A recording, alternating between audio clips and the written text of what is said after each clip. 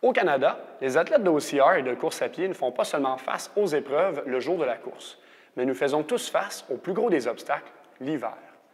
La météo nous force à modifier notre programme d'entraînement pour avancer. Quelques suggestions peuvent nous aider à maximiser nos entraînements lors de notre belle saison hivernale et non seulement maintenir nos acquis, mais d'avancer encore plus rapidement. Il y a deux grandes familles stéréotypées de coureurs hivernaux, les douillets et les extrêmes. Les douillets utilisent n'importe quelle défaite météorologique pour reporter ou remplacer leur entraînement extérieur. Du genre « Oh, la météo annonce 5 de probabilité de neige, c'est peut-être dangereux, je vais rester à la maison ». À l'opposé, la famille des extrêmes se distingue par leur intensité, leur détermination inébranlable à aller courir, peu importe la température et les intempéries. Si vous voulez progresser, il faut mettre les efforts là où ça compte. Il est important de savoir que l'entraînement hivernal apporte plusieurs avantages, comme une plus grande dépense énergétique pour la même distance parcourue, un travail supplémentaire pour la thermorégulation, une demande musculaire accrue pour les membres inférieurs, ainsi que pour les muscles stabilisateurs au niveau des chevilles. Par contre, chacun de ces points positifs doivent être pris en compte, car avec un volume ou une intensité mal ajustée, ces avantages peuvent très rapidement devenir des ennuis. La course à pied est une multitude de petits impacts qui créent des stress mécaniques sur les structures de notre corps. Donc, en hiver, les surfaces recouvertes de glace et de neige augmentent ces stress par deux vecteurs différents. Le premier vecteur est la variabilité de l'adhérence au sol. Avec un coefficient de friction plus faible, le travail des jambes est décuplé. Courir sur une surface glissante sollicite un travail différent et supplémentaire pour les muscles gastro-némiens, ischio-jambiers et quadriceps. La surface enneigée devient parfois inégale et la solidité de celle-ci peut varier d'un pas à l'autre. Ce deuxième vecteur de stress taxe énormément les structures stabilisatrices de nos chevilles.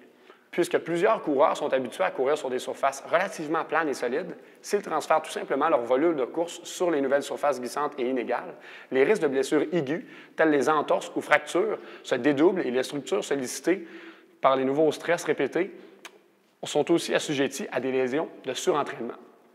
L'essence de l'entraînement tourne autour du bon dosage de ce volume, de ces stress induits au corps pour favoriser la meilleure adaptation possible.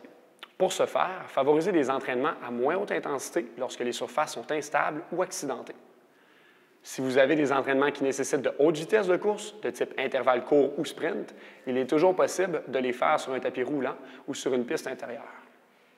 Gardez tout simplement vos sorties de plus basse vitesse pour l'extérieur. Vous pouvez aussi prendre cette saison pour développer la puissance de vos jambes en utilisant des exercices comme des sprints lestés. Vous avez enfin trouvé une utilité à vos vieux pneus d'été. Pour réduire vos risques lors de courses extérieures, faites de petites foulées et gardez une cadence rapide. Cela vous permettra de garder votre contact au sol sous votre centre de gravité et ainsi de réduire vos risques de chute. Les plus petites foulées vous permettent aussi une meilleure vitesse de réaction en cas d'imprévu. Pour ceux qui ne sont pas habitués à courir en terrain stable, l'hiver présente une belle occasion pour entraîner les habiletés nécessaires pour la course en sentier, sans avoir à aller plus loin que le coin de la rue. Encore une fois, il faut y aller avec parcimonie en favorisant des sorties plus courtes et plus fréquentes. Augmentez votre volume et votre intensité d'entraînement sur ce nouveau type de terrain de façon graduelle. Il est intéressant de savoir que par temps froid, notre système va favoriser une bronchoconstriction des voies respiratoires, une vasoconstriction des bras et des jambes, et une accélération de la fréquence cardiaque pour permettre au corps de maintenir sa température centrale. Il est facile de comprendre que ceci rend l'entraînement et les efforts physiques plus demandants. Il est donc important de ne pas partir trop vite et de se permettre une progression pour habituer notre corps à la nouvelle demande. Toutefois, si le mercure est sous les -20, n'ayez pas peur de déplacer un entraînement extérieur à l'intérieur. Ceci est une question de gros bon sens. N'oubliez pas que les surfaces enneigées et la température froide rendent aussi vos barèmes habituels de vitesse du genre GPS inutiles. Ne vous fiez pas sur vos temps de passage en été pour juger de vos performances en hiver.